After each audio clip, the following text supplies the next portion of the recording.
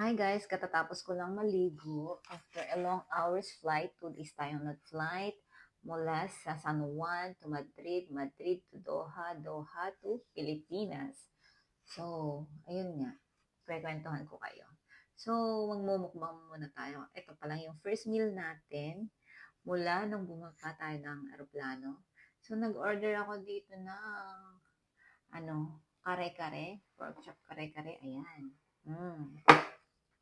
Tapos may kanin and alamang. Of course, hindi mawawalang toyo, kalamansi.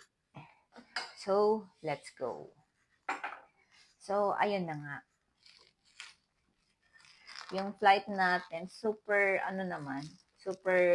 smooth yung transition ng flight natin. Kaso nakakapagod. 2 days tayo nagbiyahe, guys.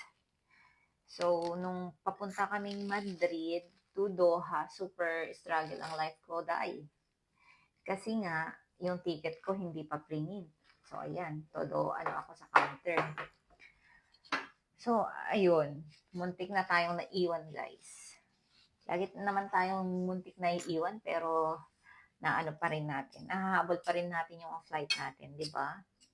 May mga bagay talagang hindi sinasadya, pero nangyayari talaga. So, ayun.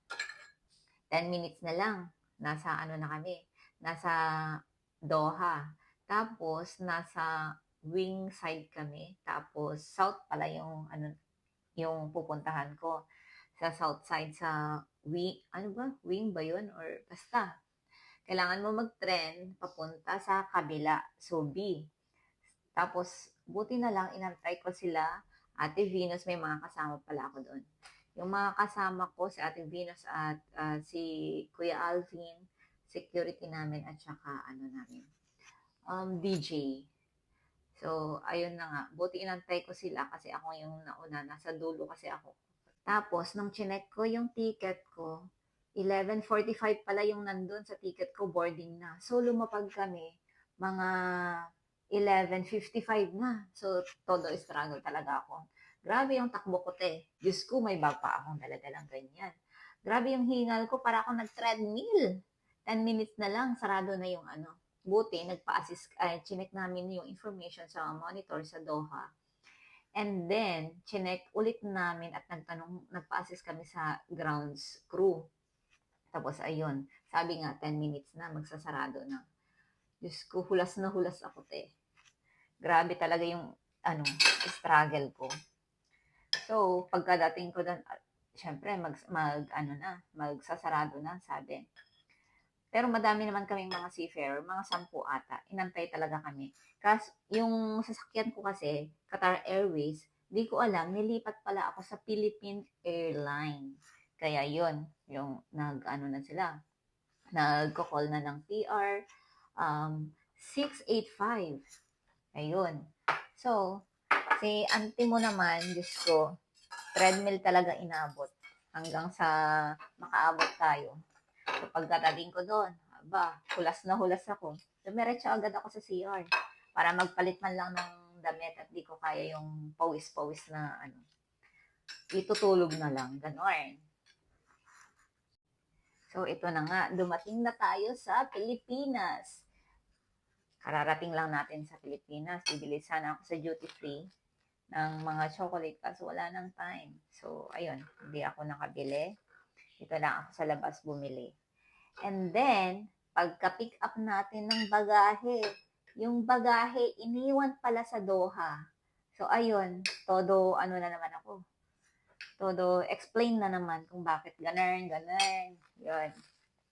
Diyos ko, mga auntie ko. Ang hirap talagang, magbiyahe pag trina-transfer. So, kain muna tayo ng kare-kare. Shing! Diba? Sarap. Ito yung first meal ko. Nakakamiss din yung pagkain ng Pilipinas kasi panay tayo eh. Okay.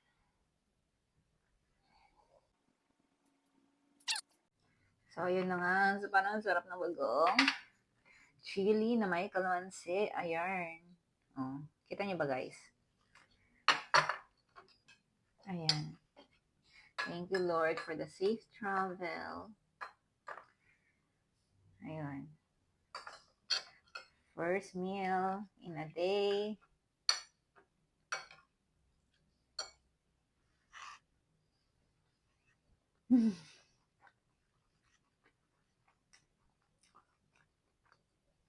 Walang papantay talaga sa pagkain Pilipino.